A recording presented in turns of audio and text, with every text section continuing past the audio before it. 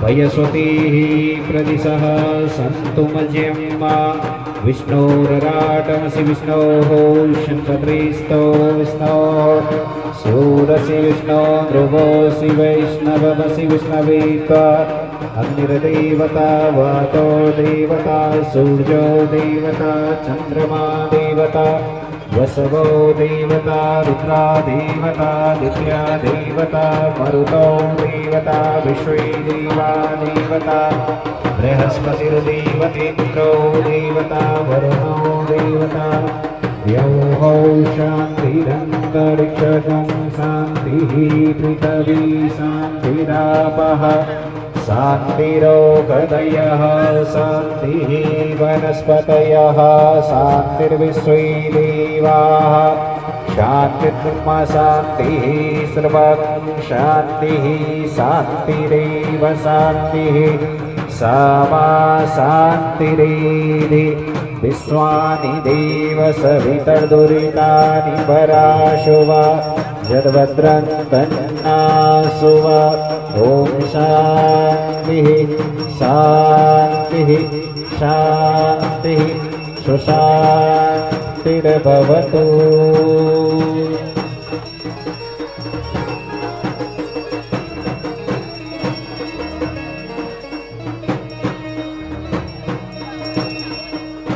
नमोस्तुते व्यासविशालबुद्धे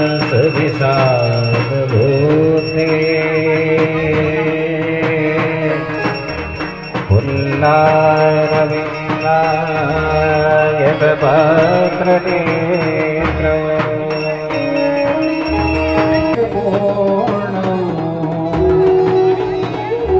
प्रज्वलितो ज्ञानमया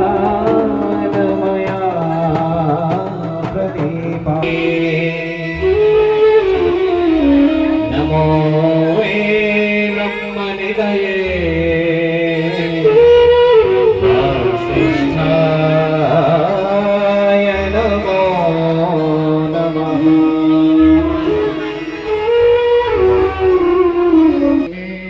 श्री गुरुवे नमः।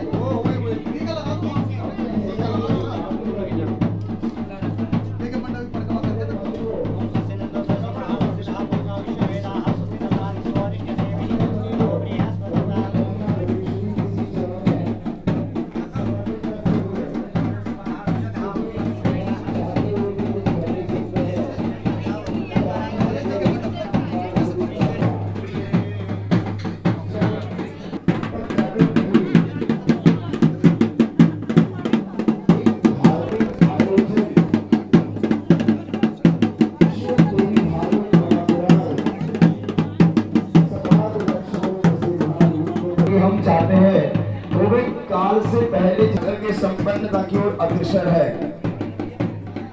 जब की इच्छा होती है वह कार्य तभी संपन्न होता है। आप और हम सभी लोग चाहते हुए भी वह कार्य कर नहीं सकते हैं। वह भगवती परमात्मा की जब इच्छा होगी कि कार्य तभी संपन्न होगा। आप और हम सब लोगों के मध्य में आज पूजनीय बड़ा सौभाग्य है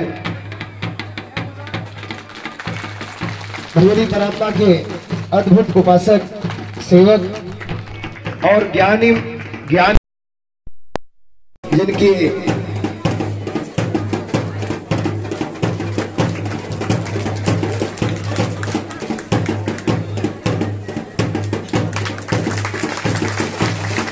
बड़ा अद्भुत सौभाग्य है। हम सब लोगों के मध्य में आपका आगमन निश्चित ही इस कार्य की सफलता और सिद्धि का द्योतक है।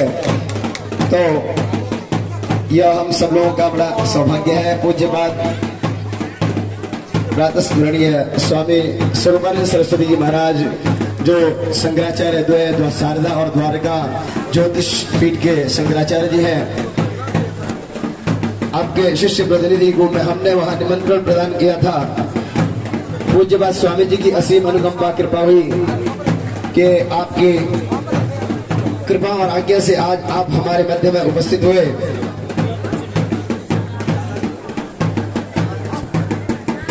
आप हमारे मध्य में उपस्थित हुए। आदरणीय राज्य मंत्री हमारे किशोर कुमार जी, बद्री केदार मंदिर समिति के उपाध्यक्ष हमारे मध्य में उपस्थित हुए।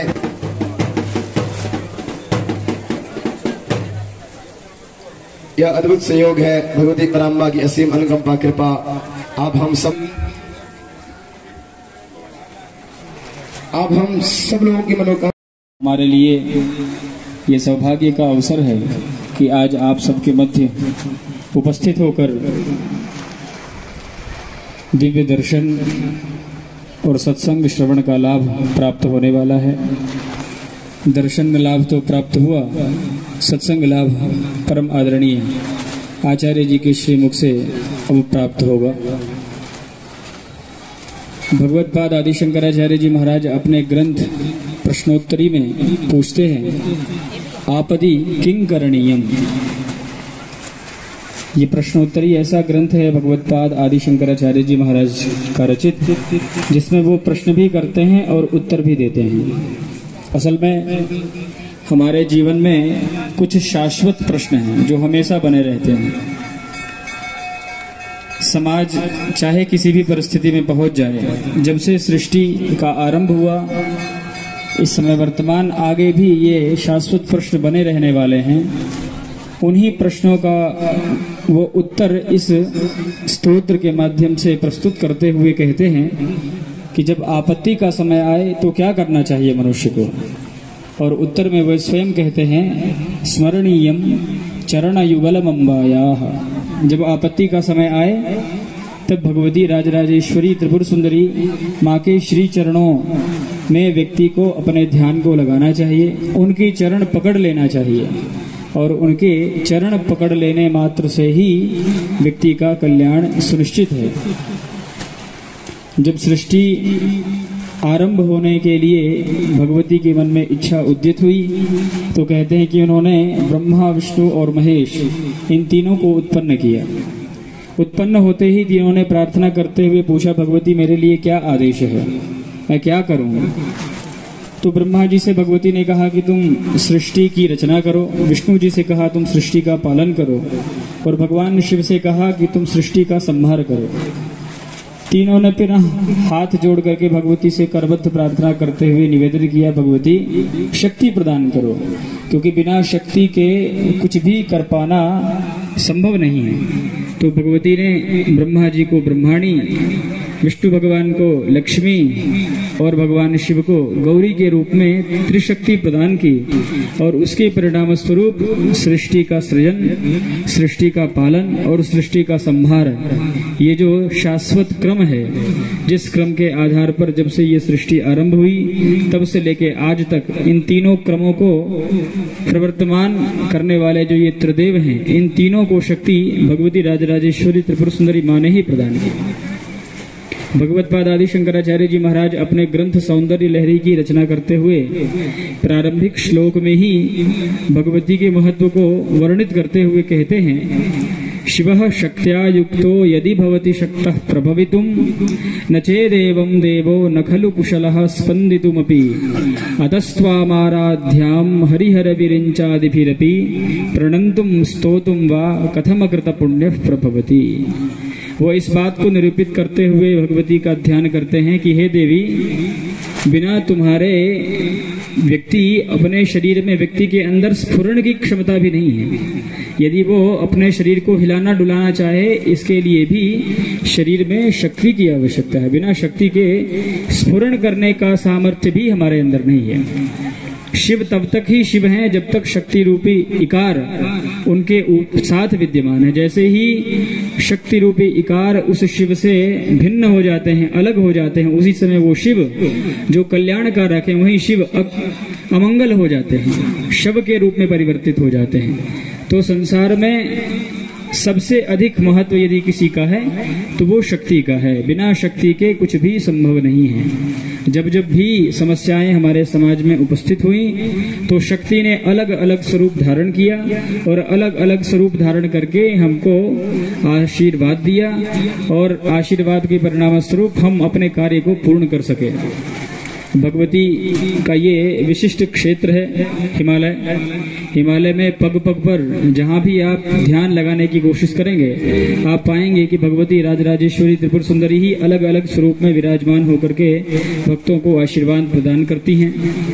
आज के इस अवसर पर बहुत कुछ कहने की आवश्यकता नहीं है। आदरणीय व्यास जी की श्रीमुख से हम सभी निश्चित रूप से श्रवण करते आ रहे हैं, आगे भी श्रवण करेंगे ही।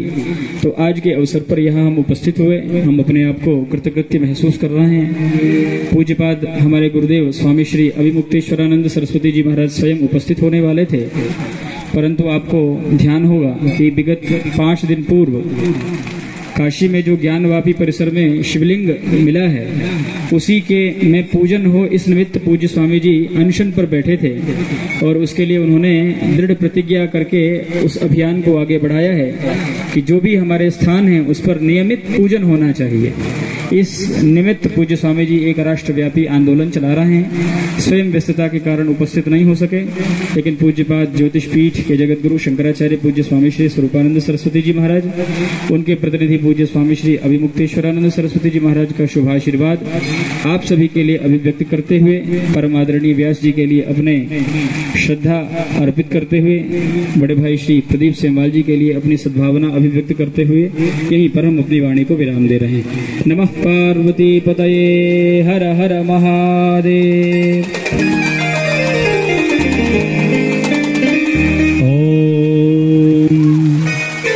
माता अनुसुईया जो है, अनुसुईया की परिभाषा है नो सूया इति अनुसुईया, जिसमें ईर्ष्या नहीं है। मनुष्य के सबसे बड़ा दुर्गुण होता है आदमी दूसरे को देखकर जलता है, तो जिसमें असूया नहीं है, अनुसूया, ईर्ष्या नहीं है, उसको अनुसूया कहते हैं। तो अनुसूया पतिव्रता में सबसे पहले अग्रगण्य नाम है अनुसूया जी का।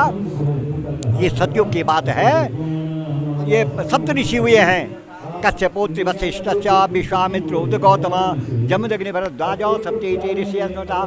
ये सब ऋषि, उनमें से एक जो है कर्दम ऋषि हुए हैं। हाँ, तो नवकन्या जो हुई वो एक तो है सती, ये जो है अनुसूया जी को, अनुसूया जो है कर्दम अत्रि मुनि को दी गई है। तो अत्रि मने जिसमें 3 सत्व गुण रजोगुण तमोगुण से रहित है, जो ये भी तो मनुष्य के दोष है। सत्व गुण रजोगुण तमोगुण ये 3 गुण होते हैं ना, अत्रि जिनमें 3 गुण से रहित है, जो शांत रूप है।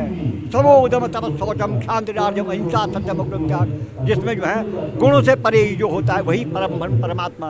तो अत्रि मुनि भी साधारण नहीं है, वो 3 गुणों से रहित हैं, त्रिगुणातीत है, गुणातीत है। और यहाँ जो स्थान है ये तपोभूमि है। और वहाँ ये अनुसूया आश्रम में एक दूसरा भी है, हाँ, चित्रकूट में। यहाँ तपोभूमि है, तपस्या करने के लिए आई है माँ। और यही परीक्षा हुई है। परीक्षा जो है सतीत्व की परीक्षा, जब इसकी जो है पहुँचा स्वर्गलोक में, जब इसकी पहुँची कि मानव लोक में एक ऐसी स्त्री है जिसकी सतीत्व, ये नारद ने लगाई आग। वहाँ नारद ने कह दिया, वहाँ तुम क्या हो? ब्रह्मा, उनके ब्रह्मा विष्णु महेश की पत्नियों को तुम अपने को बहुत समझते हो, लेकिन जाओ जरा मर्त्य लोक में। वहाँ जो है सती नारी पतिव्रता अनुसूया देवी, उनको जो बड़े गर्भ था, देवियाँ हैं वो, तो उनके हमसे बढ़कर कौन हो सकता है। वो वही आई, अपने पतियों को कह दिया कि जाओ जरा परीक्षा ले लो, क्योंकि हाँ वो चले गए। लेकिन इतनी कठिन परीक्षा के लिए इतनी कठिन बात रख दी उन्होंने माता से कि माँ हमको भोजन भूखे है, भोजन कराओ, लेकिन नग्न होकर के भोजन कराओ। ध्यान लगाया, ऐसा तो कोई दूसरा कह ही नहीं सकता है, ये क्या है ये। तो उन्होंने ध्यान लगाया पति का, देखा कि ये तो वही है, ब्रह्मा विष्णु महेश है। उन्होंने कहा अच्छा, जल निकाला, सिंचन गया, 6 महीने के छोटे छोटे बालक बन गए। अब बैठाया गोद में, अंदर कमरे में गए, भोजन करवाया और उनको बच्चा ही रहने दिया।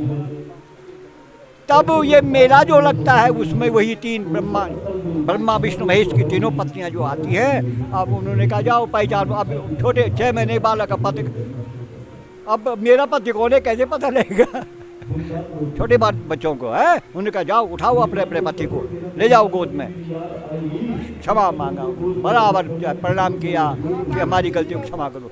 तब जा करके उन्होंने भी वरदान दिया, फिर तीनों ने वरदान दिया।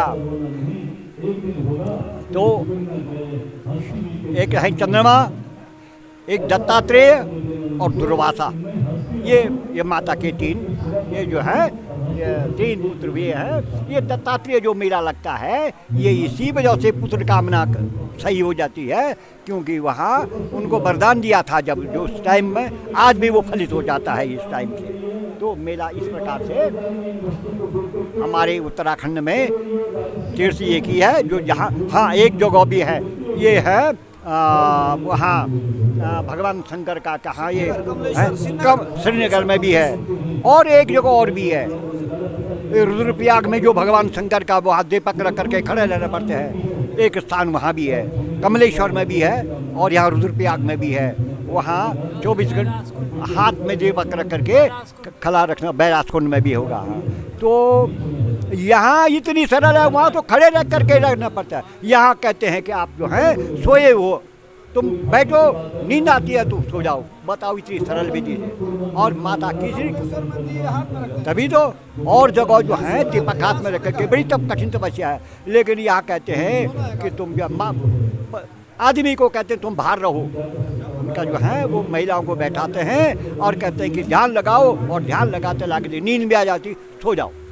तो सोने जब सो जाएंगे तो सपना होगा, किसी रूप में किसी को फल दिखाई पड़ेगा, किसी को कुछ कोई देगा, अच्छा कुछ शुभ शकुन होगा, शकुन होने के बाद घुट करके स्नान करने के लिए चले जाते हैं, समझो मनोकामना विशेषता सिद्ध हो जाती है। इस प्रकार की बात है अनुसूया देवी के मामले में बताई गई है।